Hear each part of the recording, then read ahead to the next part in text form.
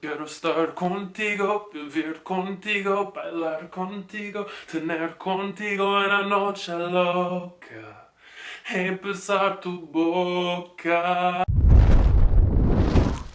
Hola chicos, Andrew O'Malley here, back with a new video. So as you can probably tell by the title of this video, I learned the basics of Spanish over 1 month. I gave myself 20 hours to master this challenge. I had been putting off this challenge because I had this fantasy in my head of being in Cuba on a beach and learning Spanish right from native Spanish speakers. Alas, I don't have the money. There's quarantine, so I can't go anywhere.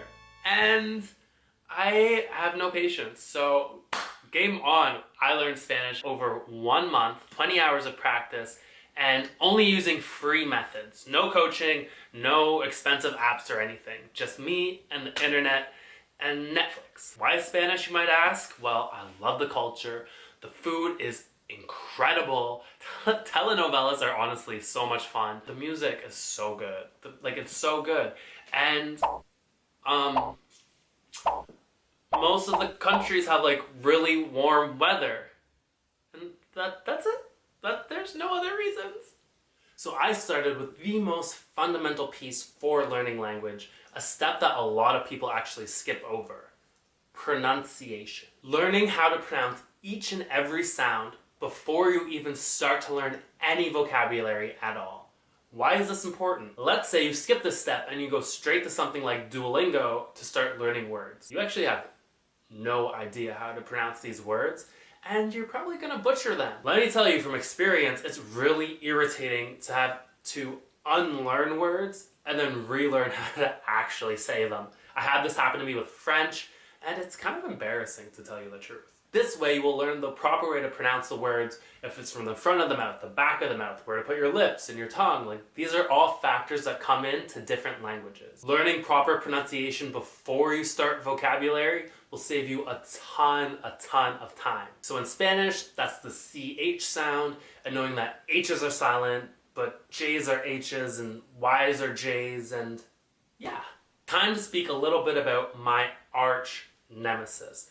The one single thing that I was worried about going into this challenge.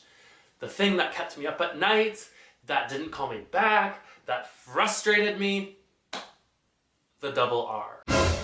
So in Spanish, there are two different types of R's. There's the single R, or ere, and then there's the double R, or ere.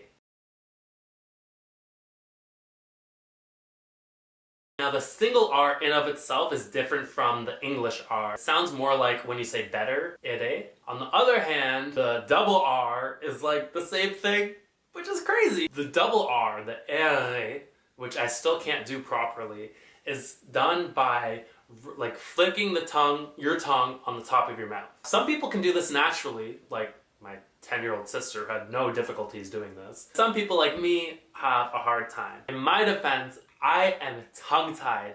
It's an actual condition called ankyloglossia. This means that making the double R sound for me is going to be very difficult, if not impossible. This never stopped me from trying, and I have put in a significant amount of time to make this sound. But for example, one of my peers had lived in Mexico for about 6 months when one day he could all of a sudden finally make this sound.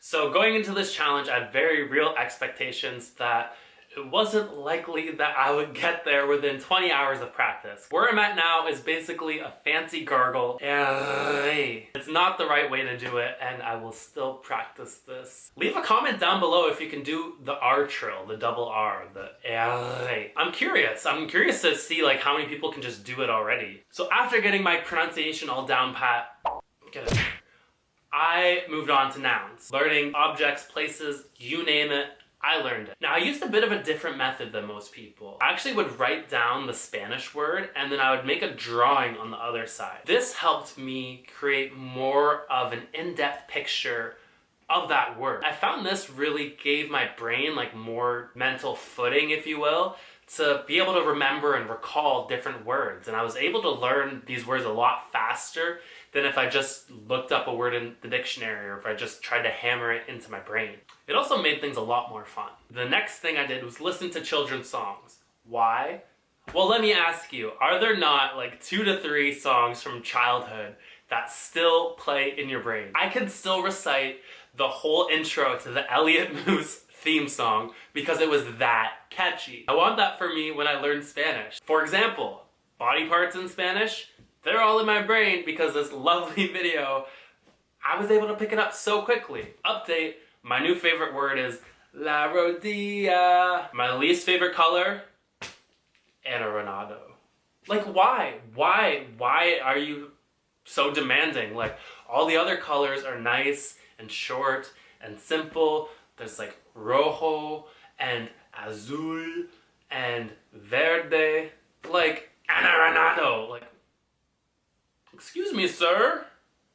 Please get back in your seat and our staff will be with you shortly. Like, what? Who did this? Who made this that? Pro tip, when you're learning words in a different language, make sure you understand where the stress and emphasis is placed on the word. Now, a little tip I have picked up for Spanish, now I'm not sure if this is technically correct, but when there's an accent, this is my accent sign language. When there is an accent, that is where the stress goes in the word. So you can make sure to like super pronounce that portion of the word and the rest kind of plays off of that. My next step for learning Spanish was to find a show to fall in love with. Now for me, this was La Casa de las Flores. I didn't say that well. House of Flowers on Netflix, so good. I'm hooked, I'm on season 2. And this is a great way to pick up like expressions and sayings that like you probably won't learn through just like basic education. ¿Sabes qué? ¿Qué pasó? Oh, Elenita. Hey, Bruno.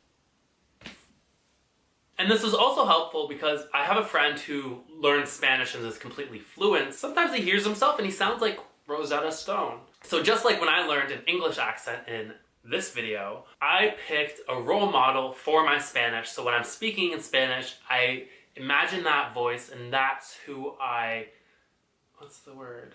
Emulate. The person I picked, or who my soul picked, was Paulina de la Mora from House of Flowers. She's a main character, and I love her. I love her. She talks very like clearly and directly. I find when I'm like unsure about how to pronounce things or how to say things, like I just switch into my Paulina and I know how to say things. It just works. So at this point in my journey, it was basically wash, rinse, repeat.